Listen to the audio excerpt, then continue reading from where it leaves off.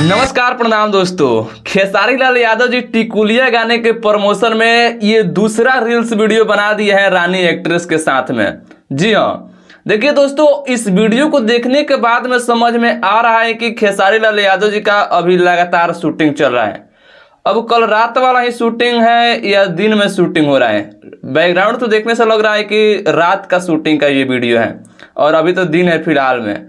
तो दिल्ली में खेसारी लाल यादव जी शूटिंग कर रहे हैं, तो अभी हम लोग के इधर दिन है तो दिल्ली में दिन होगा। तो ये रात के शूटिंग मुझे लग रहा है। मतलब खेसारी लाल यादव जी बहुत सारा वीडियो का शूटिंग किए हैं रानी एक्ट्रेस के साथ में और भी बहुत सारे हीरोइनों के साथ में।